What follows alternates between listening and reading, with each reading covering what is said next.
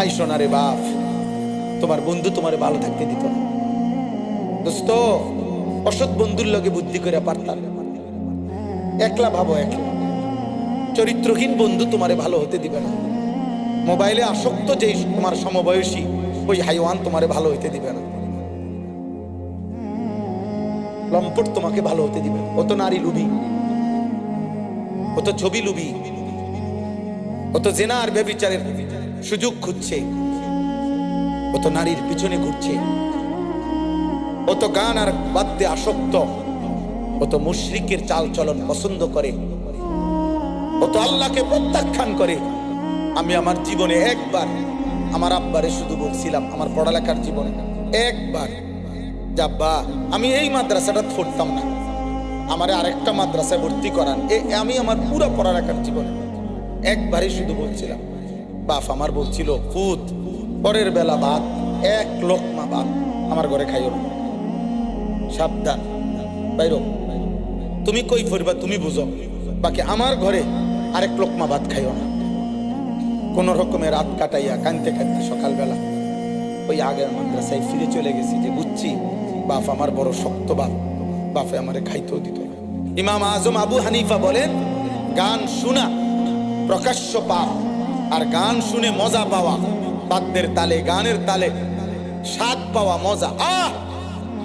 কইলু কি রে, এই যে মজা পাইল। অথবা এমন করে না অনেকে, এই তাল উড়ায়, হাত লারে, পাও লারে, কোনখান দিয়ে বাড়ি দেয়, পাও দিয়া বাড়ি দেয়, হ্যাঁ, এই যে তালে তালে আর কি। ইমামে আজম বলছে, এরকম গান শুনে মজা পাওয়া, স্বাদ পাওয়া কুফরি। সিহন সিহন কথা কইেন না, কয় তো বুঝি তো বালার লেগে তো কয়, মানলে তো বালা ছিল, আসলে শরীরে তো কুলায় না, না কুলায় না। এত ডেলি তো বন খান, চা খান, বিড়ি খান, পান খান, গপ মারেন চা দোকানে বসে, এগুলা কুলায় কেমনে শরীরে? কথা বলেন না কেন? আপনি এগুলোতে পারে, আপনি জামা বইটালান কার্য করবার সময়, আপনার কি আর সেই বল আছে আপনি জামা পড়েন কেন? একটা ঘুষি দিলে তো আপনি উড়ে যাবেন, বোঝেন না আপনার কথা? তারপরেও তো আপনি বুড়া মানুষ খাইয়া খাইয়া ওঠেন, লাফাইয়া লাফাইয়া ওঠেন। তাহলে দুনিয়া বুঝবার সময় আপনি এমন বুঝা বুঝলেন, আখেরাত বুঝবেন না কেন? আখেরাত লাগবে না? কবর লাগবে না আমাদের? ইয়ালামুনা যাহিরাম মিনাল হায়াতিদ দুনিয়া ওয়া হুম আনিল আখিরাতি হুম গাফিলুন। রব্বুল আলামিন বলে, বান্দা দুনিয়ার বাহ্যিক অংশ, দুনিয়ার উপরের পিঠ, এই ঘর বাড়ি দালান বিল্ডিং জমি ফসল, এটা তো বুঝলা, কিন্তু আখিরাতের ব্যাপারে একদম গাফিল হয়ে রইলা। আয়াহসাবুনা আন্নামা নুমিদ্দুহুম বিহি মিন মালিন ওয়া বানিন নুসারিউ লাহুম ফিল খায়রাত বাল লা ইয়াশউরুন।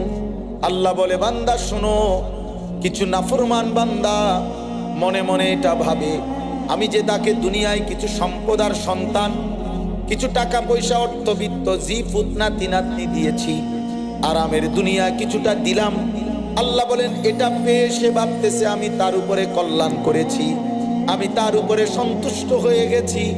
বাল্লা ইয়াশউরুন, না বান্দা, আসলে সে বিষয়টা বুঝে নাই। আমি যদি কাউকে 1,000,000 দুনিয়া দেই, 1000 দুনিয়া দেই, তাম দুনিয়া যদি আমি তার হাতেও তুলে দেই, এটা আমি রবের সন্তুষ্টি কখনোই বুঝায় না। দুনিয়া 1,000,000 পেলেও এটা আল্লাহর সন্তুষ্টি বুঝায় না রে বাপ। যদি দুনিয়া দিলে যদি আল্লাহর সন্তুষ্টি বুঝাইতো, এই দুনিয়া সবচেয়ে বেশি আল্লাহ তার মাহবুব হাবিব, আল্লাহ তার কলজার টুকরা বন্ধু নবী সাল্লাল্লাহু আলাইহি সাল্লামকেই দিতেন বেশি।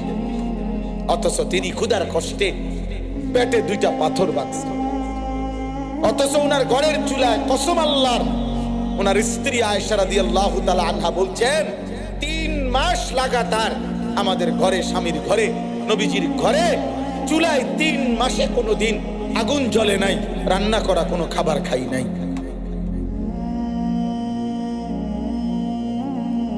3 মাস, 3 দিন ক্ষুধার্ত থেকে আবু বকর, ওমর, নবী সাল্লাল্লাহু আলাইহি সাল্লাম একসাথে তিনজন 3 দিনের ক্ষুধার্ত থাকার পরে 2টা খেজুর আর একটু পানি পান করছে।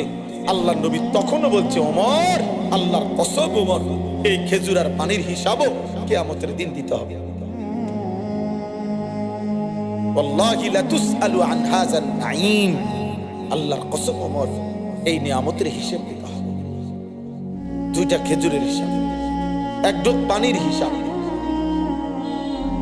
অতএব বাবা, দয়া করে এটা বুঝতে শেখেন। নওজোয়ান ভাই, তোমরাও বুঝতে শেখো।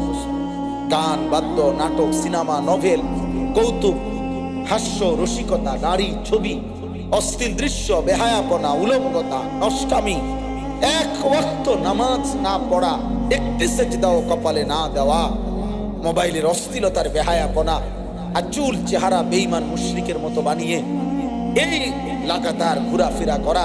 প্রিয় বন্ধু, আল্লাহর কসম বন্ধু, কোন সুস্থ স্বাভাবিক মানুষ, পৃথিবীর কোন ভদ্র নম্র মানুষের পরিচয় এটা হতে পারে না। এটা কোনো অপদার্থ মানুষ ছাড়া কিছু না রে বাপ। শুধু ঘোরাফেরা করে, জীবনের কোনো লক্ষ্য নাই, উদ্দেশ্য নাই, চলাফেরার কোনো টার্গেট নাই। কেন হাসে, কেন কাঁদে, কেন হাঁটে, কেন ঘোরে, কই যায়, কই আইয়ে, কখন ঘুমায়, কখন জাগে, এর কোনো নিয়ন্ত্রণ যার মধ্যে নাই। এটা জানোয়ারের আখলাক ছাড়া, পশুর আখলাক ছাড়া ইনসানের আখলাক না। বা ইনসান নিয়ন্ত্রিত, মানুষ নিয়ন্ত্রিত। আল্লাহ তাআলা তাকে আকল দিয়া বেঁধে দিয়েছেন। সে বোঝে এটা পেশাব, এটা পানি। সে বোঝা উচিত এটা মধু, এটা মদ। সে বোঝা উচিত এটা হালাল, এটা হারাম। সে বোঝা উচিত এটা পাক, এটা নাফাক। সে বোঝা উচিত এটা করণীয়, এটা বর্জনীয়। এটা যদি কোনো ইনসান হিসাবে বুঝে না আসে, তাহলে এটা তো জানোয়ারের স্বভাব। তুমি দেখো না বন্ধু, কুকুর বিরানি তো মুখ দেয়, পায়খানা তো মুখ দেয়, ছাগল সবকিছুতে মুখ দেয়, কারণ ও তো চতুষ্পদ জন্তু। তো তুমি তো মারও দেখো, মোবাইলের নর্তকীও দেখো, তুমি তো আপন বোনও দেখো, রাস্তার নারীও দেখো, উলঙ্গ ছবিও তো দেখো। তুমি এত বড় এক মালিকের দুনিয়া ভোগ করো, অথচ তাকে একটা সেজদাও করো না। এত অকৃতজ্ঞ ইনসান হয় কেন? এত অকৃতজ্ঞ মানুষ হয় কেন বলে? এজন্য বয়স্ক বাবাদের কথা শেষ, নওজোয়ানদের কথা বলে। কিশোর ভাই, নওজোয়ান, তোমার উপরে তুমি দয়া করো। আমার লাগে ভাইব না, নামাজিদের জন্য তুমি ভাইব না, তোমার কথা ভাবো। নিজেকে কমপক্ষে ইনসান তো বানাও, মানুষ তো বানাও। 1 ওয়াক্ত নামাজ পড়ে না ও মানুষ, ও ইনসান। একবারও পেশাব করে টয়লেট পেপার ব্যবহার করে না, পানি ব্যবহার করে না, ওইটা ইনসান? হ্যাঁ, তুমি মিলায় দেখো, রাস্তার কুকুরের সাথে মিলায় দেখো, কুত্তার দিকে মাঝে মধ্যে দেখো, দেখবা মিলে যাবে তোমার যে ও পেশাব করে কোনো বাড়ি পানি নেয় না, ঢিলা কুলুক ব্যবহার করে না। ওর যদি জিজ্ঞাসা করো যে কি ব্যাপার, তুমি দি টয়লেট পেপার ব্যবহার করো না, সে বলবে আমি যে জানোয়ার। যদি বলো তাকে কি ব্যাপার, পানি নাও না কেন পেশাব কইরা, ও বলবে আমি যে জানোয়ার, এই জন্য। নয়তো কি, কি বলবে? নিজের কথা বলেন না কেন, কি বলবে সে? কুকুর নিজেকে কি বলবে? জানোয়ার বলবে না তো কি বলবে? না, তুমি জিজ্ঞাসা করো নওজোয়ান, কোন কুত্তারে জিগাও যে এই কুত্তা তুমি সেজদা দাও না কেন, কেন নামাজ পড়ো না? কুত্তা বলবে জানোয়ার আমি, আমারে আল্লাহ সেজদা দিতে বলে নাই বেটা। আমাকে যদি আল্লাহ বলতো আমি তাহলে দিতাম। আমার উপরে সেজদার কোনো হুকুম নাই, তোমার উপরে সেজদার হুকুম আছে। তোমারে আল্লাহ সেজদা দিতে বলছে, তোমারে আল্লাহ নামাজ পড়তে বলছে, আমারে বলে নাই বেটা। আমারে যদি বলতো, এরপরেও যদি আমি না দিতাম, তাইলে আমারে জিজ্ঞাসা করার বিষয় হইতো, তাইলে আমার এটা কোনো অপরাধ হইতো। আমি জানোয়ারকে তো আল্লাহ সেজদা দিতে বলে নাই, এই জন্য আমি সেজদা দেই না। তোমাকে তো দিতে বলছে, তারপরেও তুমি দিলা না।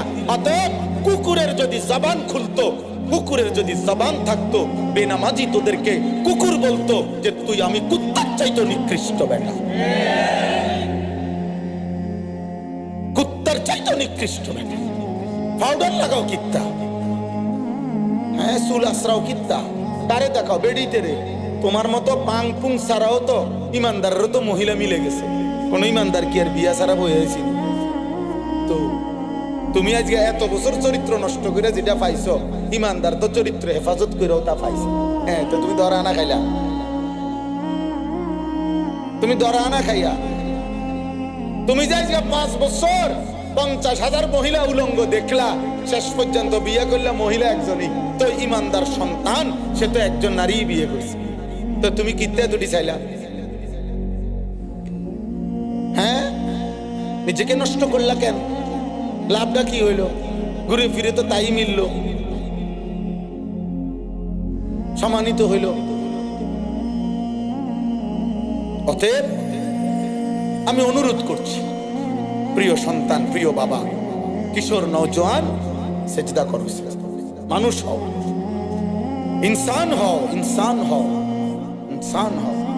আর যদি বলো না হুজুর সেজদা আমি আল্লাহকে দেব না, তাহলে আমার পরামর্শ হলো মাঝে মাঝে জানোয়ারের সাথে সেলফি তুলবা, কোন জানোয়ারের সাথে একসাথে ছবি তুলে ফেসবুকে দিবা, আর একসাথে বলবা একটা কুকুর আর একজন তুমি, দুইটার একসাথে দিয়া একটা ছবি পোস্ট করে বলবা, পৃথিবীবাসী আপনাদের মতামত চাচ্ছি, দুজনকে কেমন লাগছে। তো পৃথিবীবাসী নিচে কমেন্টস করে জানাবে একরকমই লাগছে। হ্যাঁ হ্যাঁ বেটা, একরকমই লাগছে।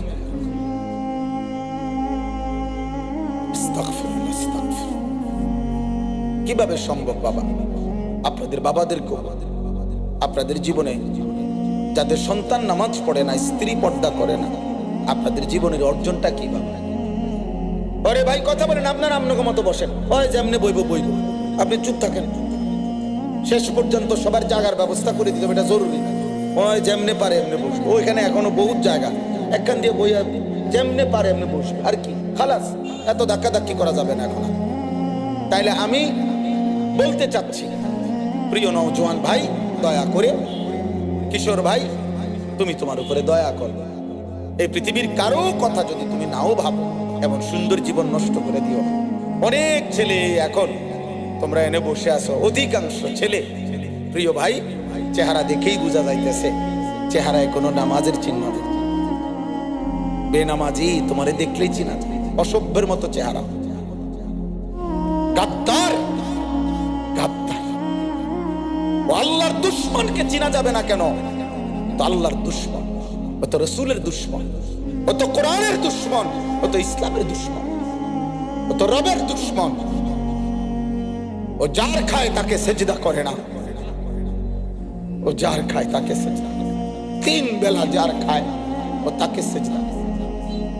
যার আসমানের নিচে ও বেঁচে আছে ও তাকে সেজদা করে, যার জমিনের উপরে ও বেঁচে আছে ও তাকে সেজদা করে, যার নিঃশ্বাস নেয় ও তাকে সেজদা করে না, যার শক্তিতে হাত নাড়ে, শরীর নড়ে, তাকে সেজদা করে না।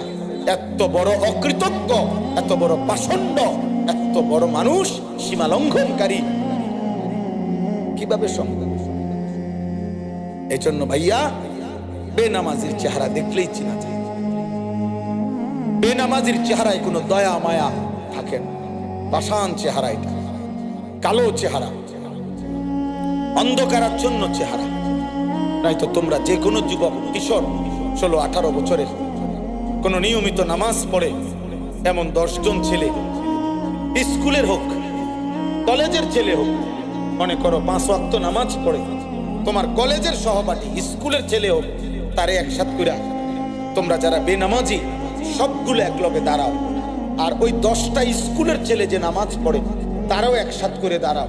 তার পৃথিবীর যেই কোনো নিরপেক্ষ মানুষকে যে আপনি ইনসাফের সাথে ফয়সালা দিবেন, নিরপেক্ষতার সাথে আপনি ফয়সালা করেন, কাকে দেখলে পবিত্র মনে হয়, কাকে দেখলে আন্তরিক মনে হয়, কাকে দেখলে ভালোবাসা জাগে, কাকে দেখলে মায়া লাগে, রহম খোদার রব্বে কাবার কসম, কোন বিবেক সম্পন্ন মানুষ ইনসাফের দৃষ্টিতে যদি বলে, তাহলে বলবে ওই নামাজি ছেলেদের চেহারাই পবিত্র মনে হয়। তোর চেহারা অকৃতজ্ঞের মতো মনে হয়। এই জন্য এই পৃথিবীর যত প্রসাধনী, পাউডার, ফেয়ার এন্ড লাভলি, যতগুলো, এগুলো ফাসেক ফুজ্জারদের জন্য, বেহায়া নারীর জন্য। বেহায়া নারী, ইমানদার নারীর পাউডারও লাগে না। আল্লাহ নবী ওয়াদা দিছে, নামাজের পরিমাণ যার বাড়বে, চেহারার সৌন্দর্য তার বাড়তেই থাকবে। কসম খোদার, এটা হাদিস। মান কাসুরা সালাতুহু হাসুনা ওয়াজহু, যার নামাজ বাড়বে তার চেহারার সৌন্দর্য বাড়বে। সুবহানাল্লাহ। আরো বলছে নবী, রাত্র গভীরে তাহাজ্জুদে, গভীর রাতে যার সেজদা বাড়বে, নামাজ বাড়বে, দিনের আলোতে তার চেহারার উজ্জ্বলতা আরো বেড়ে যাবে। মান কাসুরা সালাতুহু ফিল লাইল হাসুনা ওয়াজহুহু ফিন নাহার, রাতের অন্ধকারে যার নামাজ বাড়ে, রাসূল বলছে দিনের আলোতে তার চেহারার সৌন্দর্য বাড়বে। চেহারার সৌন্দর্য বাড়বে। অতএব এটা জরুরি ভাই, এটা জরুরি। নামাজবিহীন মোমেন হয় না, নামাজবিহীন মুসলমান হয় না। আপনি কাগজে লিখলে হইতো না, ভোটার আইডি কার্ডে লিখলে হবে না, পাসপোর্টে লিখলে হবে না, জন্ম নিবন্ধন সনদে লিখলে হবে না। বাপ, ইসলাম সেজদাতে, ইসলাম ঈমানে, ইসলাম তাকওয়াতে, ইসলাম গুনাহমুক্ত জিন্দেগি। ঘাটতি হবে, কমতি হবে, ছুটে যাবে, পিছলা খাবে, কিন্তু মোমেন লাগাতার ছেড়ে দিতে পারে। ভুল হইতে পারে, কোন মানুষ চলার পথে পিছলা খাইতে পারে, কিন্তু হুইয়া থাকে না। কথা বোঝেন না? আমি এদের রওনা দিছি, আমি পিছলা খাইতে পারি, পিছলা খাইছি, কিন্তু পিছলা খাইয়া পড়ে যাইয়া আর ওড়ে না, এত শুয়েই রয়েছে রাস্তার উপরে। মানুষ এমন বেকুব হয়, কথা বলেন না কেন? এটা সুস্থ মানুষ? তাহলে ভুল হইতে পারে, ছুটে যাইতে। আজ 6 মাস আমি ফজর পড়ছি, তো এমন হয়েছে যে আজকে নামাজ ছুটে গেছে, হ্যাঁ হইতে পারে। 1 রাকাত পাইছি না, হ্যাঁ হইতে পারে। এবেলার জামাত ছুটে গেছে, হ্যাঁ হইতে পারে। কিন্তু তাই বলে 365 দিনে, খোদার 1 বছরে কোনোদিন ফজরের নামাজ পড়বা না? একদিনও না? তুমি মুসলমান, তুমি ইমানদারের সন্তান। আস্তাগফিরুল্লাহ। এটা কিভাবে সম্ভব হলো? একজন মুসলমান 30 বছর কেমনে সুদ খায়? প্রত্যেক দিন কেমনে মিছা কথা বলে?